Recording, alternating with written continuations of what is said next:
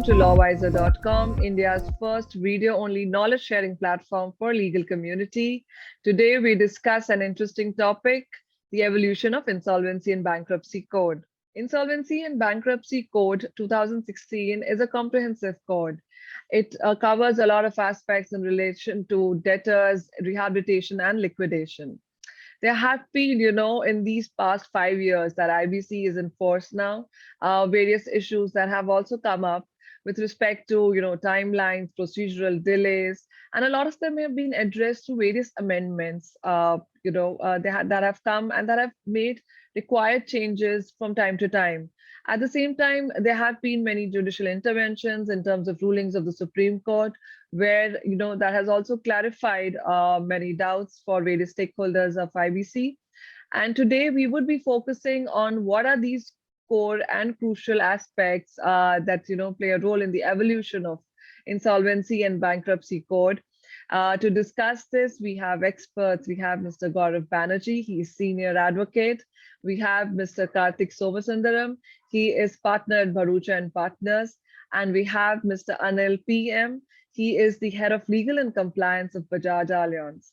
Welcome, all of you. Thank you for taking time out for us. To start this conversation, I would want to highlight, one of the advantages that IBC also came into force for was the timelines, that, these timelines would be followed, the processes would be completed within a given deadline. But, comparatively, yes, IBC has improved when it comes to, from the pre-IBC era, the timelines have actually been improved. However, there's still many delays in the processes. It takes time to conclude process in time. So Anil, I would like to first ask you, what steps do you think can be taken to improve this issue? I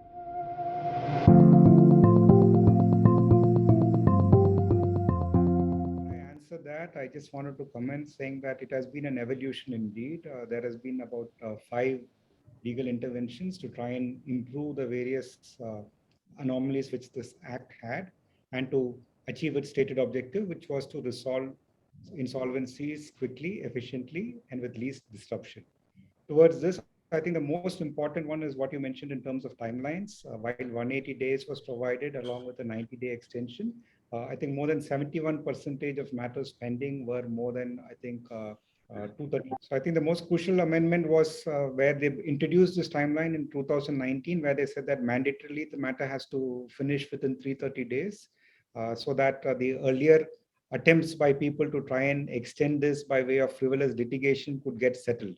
But unfortunately, the Supreme Court has also said that if there is a bona fide need to extend this beyond 330 days for reasons such as the courts not giving it sufficient time and not for want of or rather any lacuna on part of the applicant, they said that 330 days can also be extended. So while there has been incremental attempts to try and make sure that the process completes within this given timeline, there are issues, some of which are structural in terms of the NCLT, NCLAT not being able to handle these matters. So there were pendencies, and also they were going beyond their remit. The intent was to have this more of a tick the box item. If you were to go to the NCLT, there were certain parameters they were to look at before approving these awards, but then they have started looking at the commercial reasoning behind the awards, or rather the proposals from the Council of Creditors, Committee of Creditors, the COC. So in this regard, it would be better off if there was less intervention. But having said that, some of the recent resolutions would also question the COC's approach to it, because if you were to take the Vedanta and Videocon resolution, wherein 96% of this was written off and now the matter is stayed, there are reasons why it is imperative that the NCLT also steps in.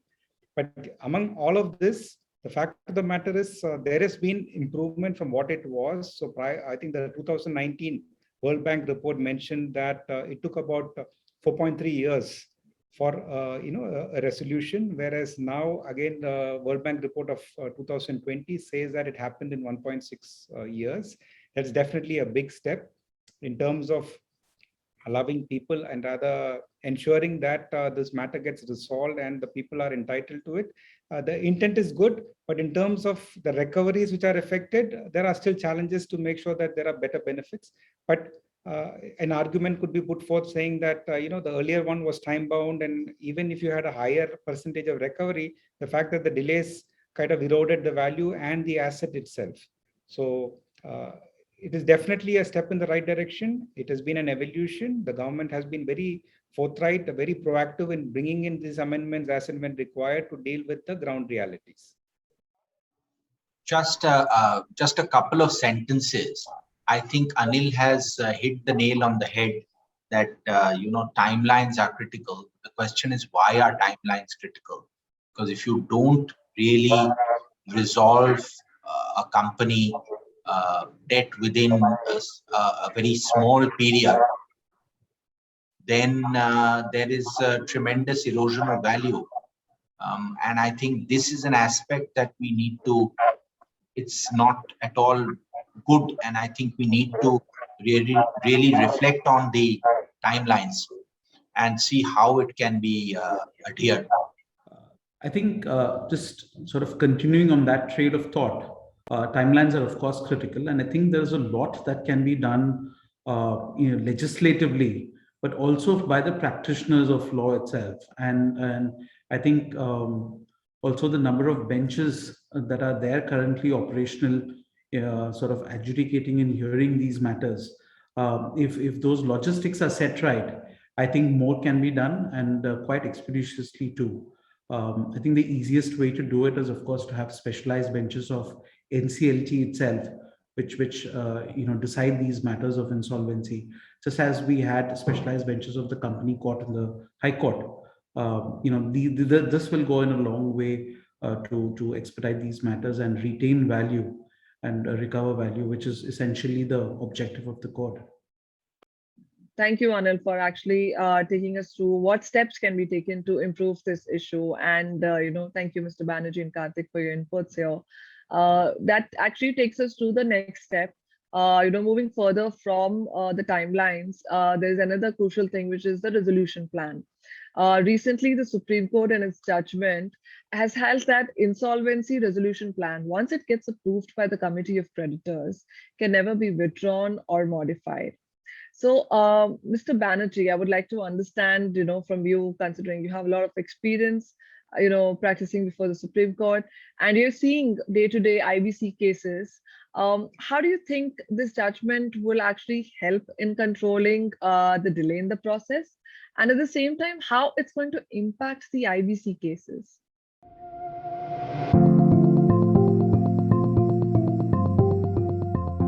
Linking this with the first topic, which is timelines and delay, I must say that this is a judgment which has personally made me deeply uncomfortable. It's just by way of background for your audience. This is the judgment of EBIX, Singapore versus the COC of Educom, and there were 3 appeals. And as usual, it's a very detailed and well-written judgment of Dr. Justice Chandrachud. But it does make me a little uncomfortable, and I just want to spend a moment to explain why. So what had happened, there were 3 sets of appeals, and I just mentioned one. EBIX was a Singapore company. It wanted to, it had floated a resolution, it was a resolution applicant for a company called Educom. It pushed in its plan, the COC approved it in 2018. Then it made not 1 but 3 attempts to withdraw it. And some of the reasons seem to be genuine. One reason, and I think that is a common thread in all the 3 appeals that were listed, is that a lot of time has gone by. The whole purpose of a resolution plan is that it is time bound. And the reason it has to be time bound is, otherwise the whole purpose of IBC and resolution is lost. And I'll just comment on that. But anyway, they were unsuccessful, and the matter was argued in some detail in the Supreme Court. The other cases were also interesting. There was a case of Kundan Care, which was a solar power generating plant. And they said because of the time lapsed and because of COVID and because of lots of other reasons, because the 25-year-old PPA with the government was in jeopardy. So again, there was an aspect of time going by. So ultimately, the Supreme Court analyzed the law, analyzed the ancestral model law, analyzed the committee, etc., and came to a conclusion that you can't withdraw the resolution plan because it will really derail the system. And you have no choice. Once you have put in your plan, then it goes to fruition and you cannot disturb it. And they said there's no legislative hook on which to hang such a withdrawal application, and there's no equity jurisdiction. All this is great.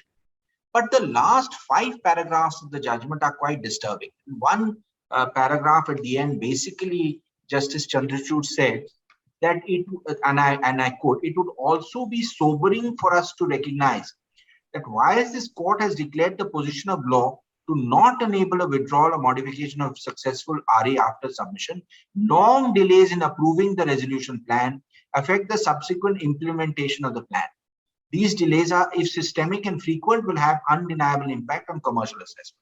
Now, the fact of the matter is, as Anil has mentioned and Karthik has mentioned, that the reality is that 70, and in fact, there's that table, and I'm sure Karthik will be speaking about the standing committee report. There's that table which Justice Chandrachud has mentioned, which says 71% plus cases have exceeded the 180-day limit.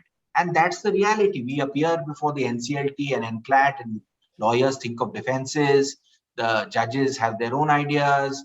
The NCLT members, NCLAT members are few and far between. So my question, to answer your question, Sania, it's a very important question.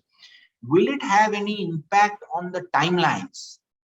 I don't know. Will it have impact on delays? I don't know. Today, if I am a resolution applicant, I will think long and hard before putting in a bid, because look at EBIX. In 2018, Singapore company put in a bid. Now, 3 years later, you are holding a gun to its head and saying, now implement the plan. I'm sure there is some quid pro quo there. I will now bid as an RA and think, all right, I want to take over this company. I want to resolve it. I want to step in. But I know that this 180 days is meaningless. I'll have to fight it out for 2-3 years. So I will bid accordingly. Because if I have no outlet to go out, I really don't know how this judgment will play out in practical terms. I don't know whether this will be a incentive to control the delay, or this will be have a chilling effect on resolution applicants. It's a commercial call after all. I mean, if I am told, and just to conclude, if the real purpose is speed is of the essence. What is the problem? You file a petition under, let's say, Section 7 or operational creditor. Admission has to be in 14 days. First of all, the previous promoter takes his time. So the admission process itself takes a month, 2 months, 3 months, in which time he jeopardizes the assets. There is a question of siphoning off. There's a question of value reduction. After that, it is admitted. The clock begins to run. In 6 months, you should have removed. On day one, you should have removed the previous corporate debtors management. You should have taken it over, and you should have handed it over now in 180 days, in 6 months, to somebody new. But if you can't, then in those 6 months, the commercials will change.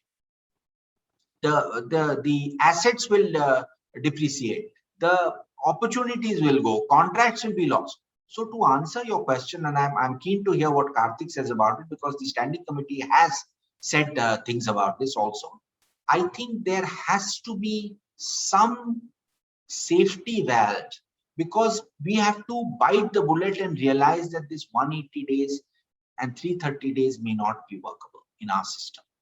And we have to have some narrowly defined exit route for resolution applicants. Otherwise, if EBIX stands, and EBIX is perfectly good law, I'm not criticizing the reasoning. If EBIX stands and there is no legislative intervention, I don't know how RAs will react.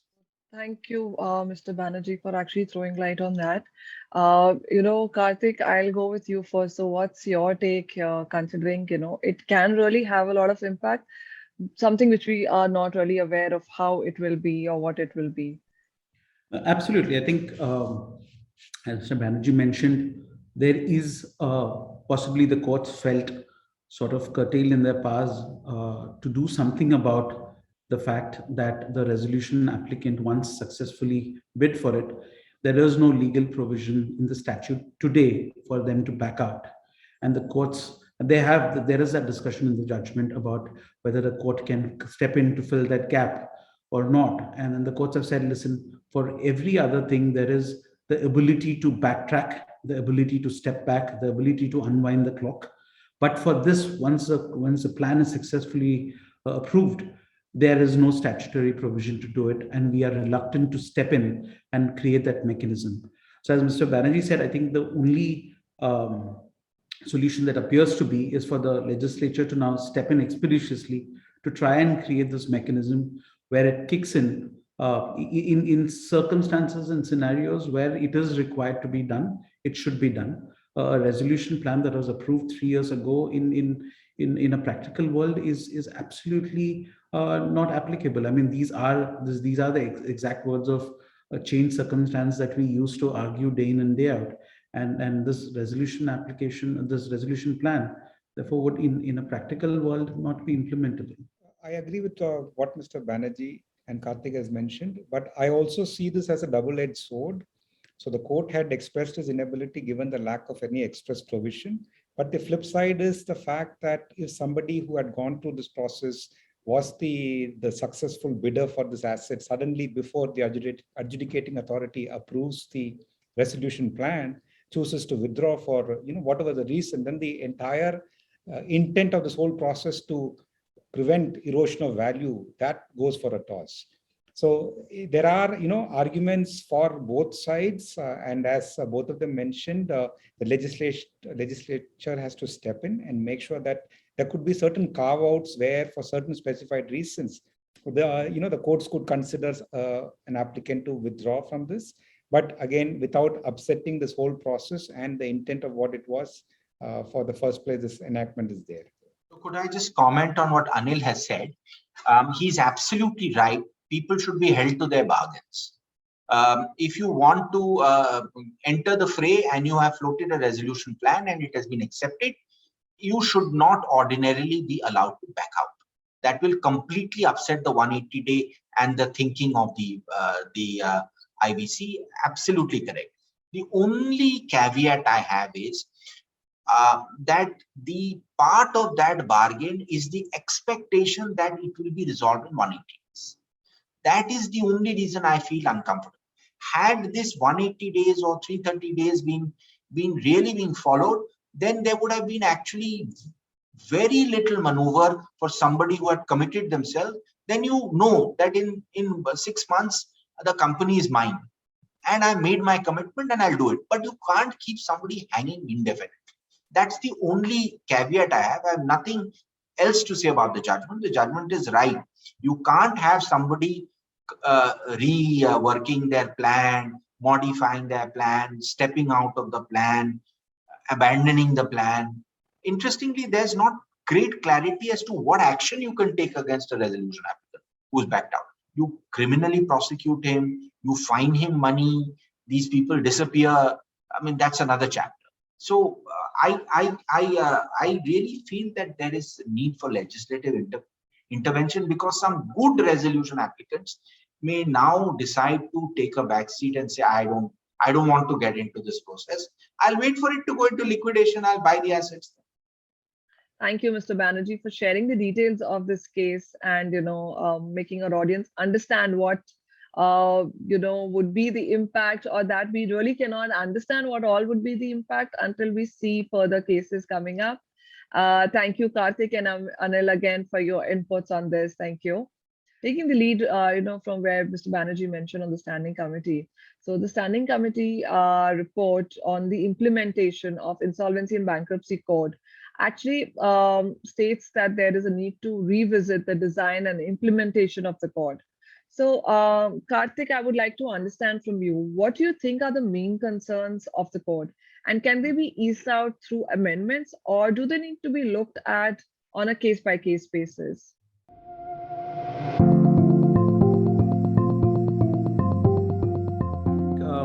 Sanya, the answer is to fall in it that there's not one right answer and there's not just one solution.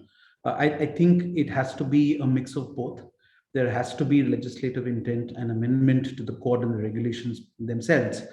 And also the implementation of the code, I think, can be better. There could be more streamlining. There could be better participation and just the infrastructure. When I say infrastructure, I mean the appointment to the benches, the specialization of benches, the specialization of members being appointed to the benches. That will definitely make a difference in a speedy disposal of these cases. Somebody who's able to appreciate the nuances of commercially viable enterprise and what needs to be done to expeditiously address all these contentions that are raked up in a litigation in a heavily litigious society as ours. These I think would be on the infrastructure side and the implementation side. That will definitely make a difference in the way things are done. But having said that, I mean that there's a good reason why over 3,000 of the total 4,000 odd financial creditor claims petitions that are filed took longer than 180 days to resolve. And that is just because of the way sometimes these resolution processes run and the implementation of these processes beyond the courts sometimes land up in. For example, one of the things that the committee noticed, and this is on the basis of discussions with pretty much all the stakeholders, including practicing professionals, they realized that the committee of creditors, while it was constituted, and it is rightly so constituted of financial creditors, and it is their stake that is the most important to keep the company and the corporate debtor as a going concern, obviously were acting sometimes in a self-serving purpose, which meant that the operational creditors were marginalized, which obviously results in further failing businesses, which are in that sense the backbone to the economy. The smaller businesses were the ones who are suppliers. Equally, in some cases, the haircuts that the financial creditors were taking were very significant and substantial. So therefore, the preservation of value and continuation of the business was something that was significantly affected. One of the things that the committee therefore realized that maybe there needs to be some code of conduct or some guidelines, some very objective criteria on the basis of which the COC, the Committee of Creditors, evaluates these resolution plans that come. Because if you were to take a company, a corporate debtor, and try and make it revive on the basis of heavy discounts, but you realize that the business model itself is not functional, then the company would fail. And of course, along with it, every other creditor who's unsecured in that sense would also continue to suffer. So there had to be an objective criteria for assessment of these resolution plans. Equally, this is something that could be done possibly by a legislative mandate. One of the other bits is, although the statute itself is very clear, the code itself is very clear that the resolution plans have to be approved as a going concern. Practically, what the committee realized is that people were sometimes interested in piecemeal assets and businesses. So they would ideally like to toss up the business, and there would be parties involved in picking up these little bits, which then is a better return of value for all the creditors and the stakeholders. Of course, the flip side to that would be maybe the business doesn't stand as a whole. All the stakeholders are then not satisfied. The business doesn't continue as a going concern. But what it will definitely ensure is that the value for the resolution applicants would be significant and the stakeholders would be adequately satisfied. But while the code doesn't permit it, it appears that the regulations permit it. So there is that disconnect, which disconnect can only be resolved through an amendment. Right? One of the other bits is of course, which we are all discussing, fairly regularly, is introduction of pre-packs, into the fold. As of now, pre-packs for MSMEs are permitted. For the regular corporate debtors or for regular going concerns, they are not permitted, and this is something that will have to be introduced. There is a lot of discussion that is underway, and this can only happen through legislative amendment, which will have to be introduced.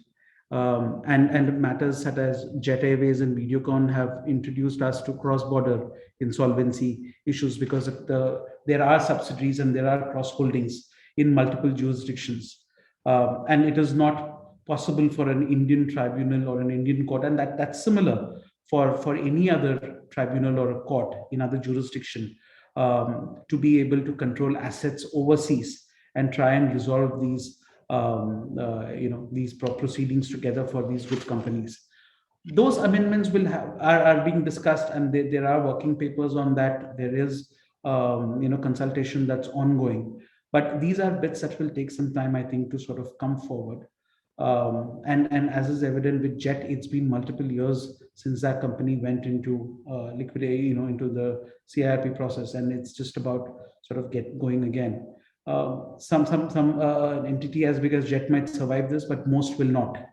And therefore, these will require legislative mandates, amendments, and also political will, I think, somewhere to enable this sort of change to come about.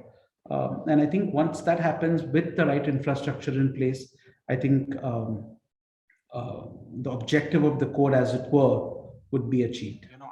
I had a very different take on this. I think the standing committee has not gone far enough. They do mention that, and I'm reading, there is a need to revisit the design.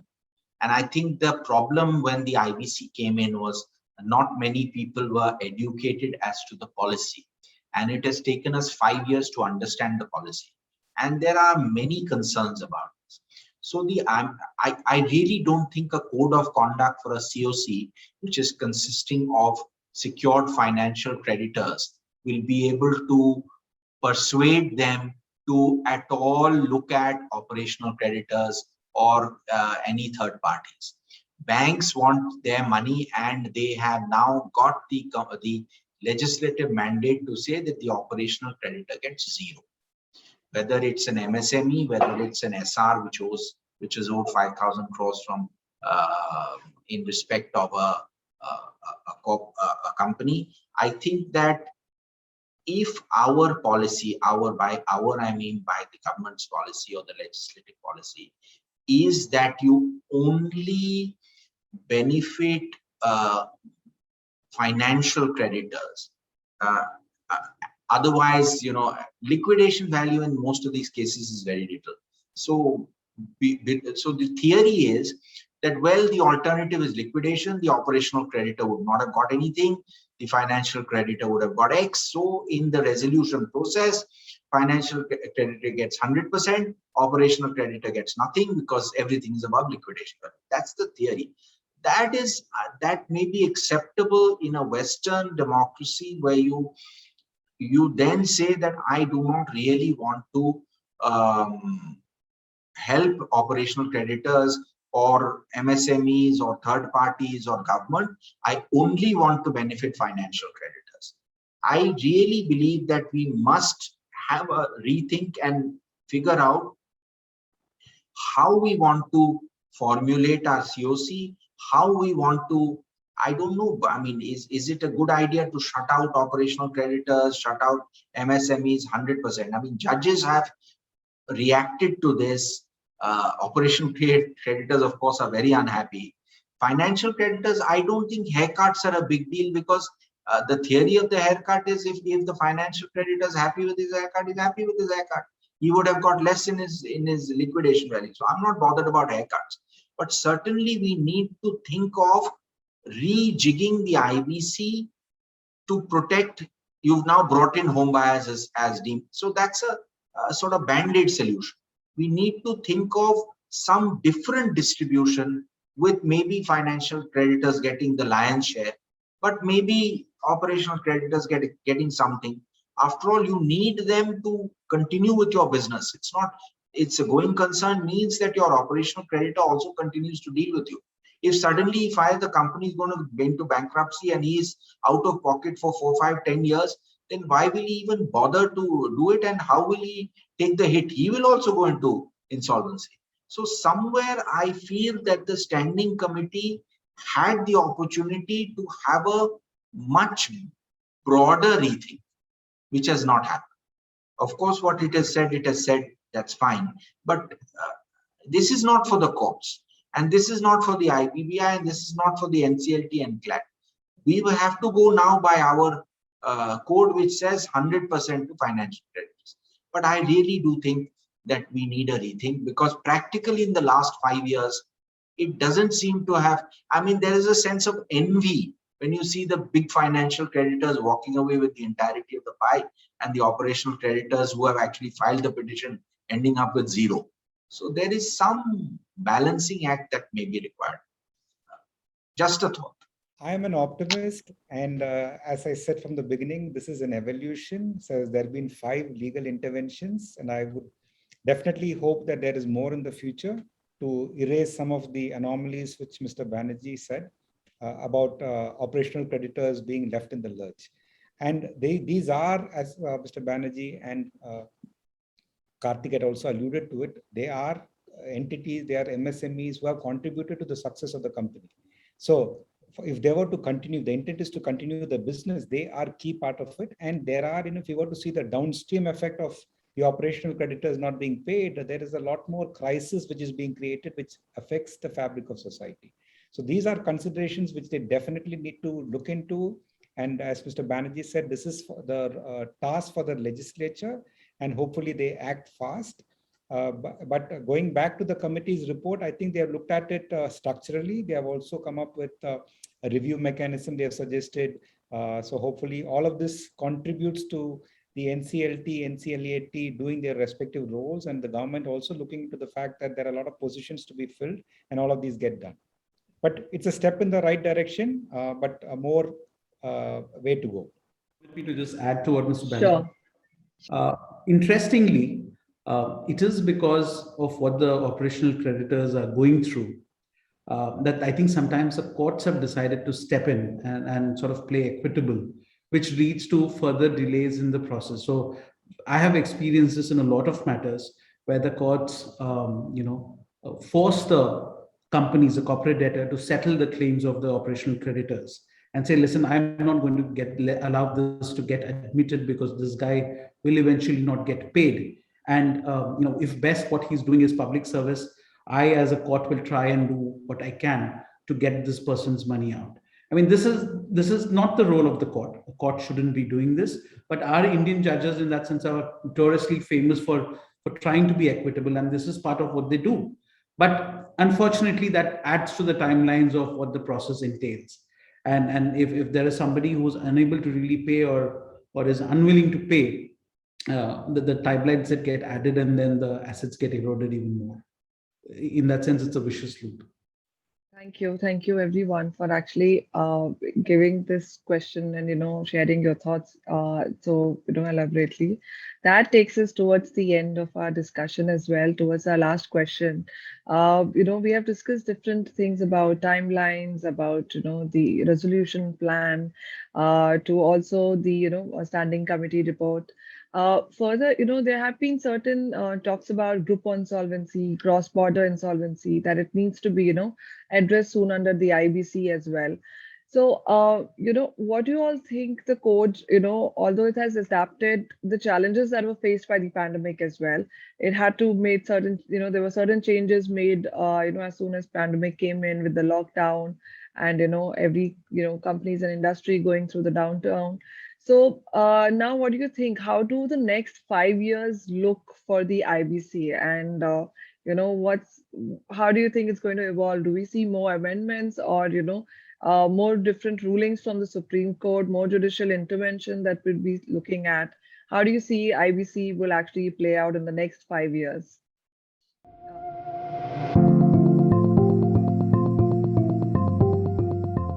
So, whatever the issues with the IBC there are today, there is no doubt that it's there to stay. IBC is not going to disappear, and it is definitely a massive improvement on what the situation was 5 years ago. It has been a journey of discovery for us. We have learned as lawyers, as judges, as business, as adjudicating authorities, RPs, we've learned. So obviously it is there to stay. There necessarily should be and will be amendments. You mentioned group insolvency, you mentioned cross-border insolvency. We are hopeful that there will be better infrastructure. India has its own problems, its courts have its own problems. But I mean, like Anil, I'm also an optimist. I think, we will step in and it will help, and there are a few tweaks that are required along the way. So far as group insolvency, so far as cross-border insolvency is concerned, it's a little annoying because this was suggested in 2018. They pushed it into another committee where rules and regulations are being made. The NCLT steps in with JET and some ad hoc solution. The Uncitral Model Code, in fact, I'm on the panel of the UCC. I'm one of the members of the UCCI, which represents Uncitral in India. We are the India committee, and we've been pushing the model so that at least there is some structure. You can't leave it to courts to or NCLT to form. Jet Airways is a one-off. You don't enter into protocols in every case, and it's a big issue. So cross-border insolvency, simple solution. Please bring it in. Everybody wants it. I don't know why the government's sitting on it. The standing committee said, ask them. They're saying we are going to bring it in soon. But soon is what we've been hearing for some time. So, I mean, that's a simple solution. Group insolvency, we've had a bad experience with ILNFS, which is basically the government of India and ILFS and stepping in, and then the NCLAT stepping in, producing some sui generis system because there were so many bodies. So they invented some system under 241, 242.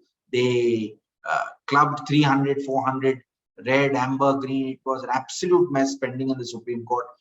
We need a solution which is written in law, which is legislative. So I would think group insolvency is even more important. I appear for some of the banks in the ILNFS fiasco. And I think it's a fiasco because initially they adopted the IBC waterfall mechanism, then they invented some new sui generis mechanism. Now monies are being distributed here and there, and nobody knows where it's going. And possibly Supreme Court under 142 may also confirm it. So in short, of course, legislative intervention is required in both these fields. I am an optimist. We will get it.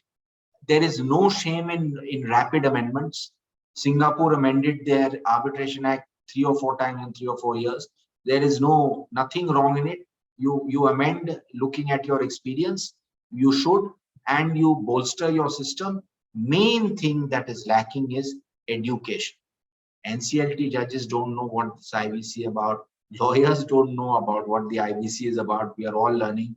Judges have their own notions. I don't know how you coach NCLAT and Supreme Court judges. So main thing is education, and IBBI has to step up to the plate, and all of us have to, explain how this works. But it is there to stay, and I think we have a bright future on it. Thank you, sir. That actually really helps our audience also to understand a lot of different aspects about it. Anil, your take here. I agree with Mr. Banerjee. One is ad hocism as far as cross-border and group resolution. That needs to come to an end. While it may work in bits and pieces, but if you want to look at it for the long haul, unless there is a legislation around this, it's going to be very difficult. ILNFS is something where we don't even know which asset is held by which entity. It's just a witch hunt, and you're just hoping that the entity where you are the creditor has some assets which could be sold and then resolved. But it's a very arduous task, no clear cut. They keep changing the goalpost from time to time. So unless there's specific legislation, it's going to be very difficult. And again, I echo Mr. Banerjee's sentiment that this is here to stay. I mean, well past its infancy, it is about time that gets mature. There are enough and more examples around the world. The UNCITRAL itself is a document you could, or rather the body you could look at to try and mold some of the missing pieces over here. So it is only how quickly we do it needs to be seen, and hopefully, the urgency is seen and expressed by all, and action is taken. I don't think anybody would disagree that, of course, it's here to stay, and therefore, I think we all are essentially urging that make the stay comfortable. I mean, just enable it, facilitate it, let there be less confusion. And I think the easiest way to avoid confusion and sort of create controversies is if there's a legislative guidance. Mr. Banerjee mentioned that everybody should be educated, and we're all learning on the job. I mean, really, it's just the same for everybody. It will just be easier if there was that legislative guidance which came along, and so that different judges are not interpreting. Somebody's trying to fill in the gap. Somebody like the Supreme Court, stayed away and said, "We will not do that. This is not our job." We think there is some intention behind leaving that gap open. There is the scope for that controversy, and that controversy subsists generally in pretty much every field of the law. But something as critical, crucial, that affects the economy and the functioning of a country, I think it's critical that these sort of issues be addressed, and the earlier the better. And I think it will just help boost the economy. And we've all survived this the pandemic, I think, and the greatest learning has been that you survive every day and you learn each day.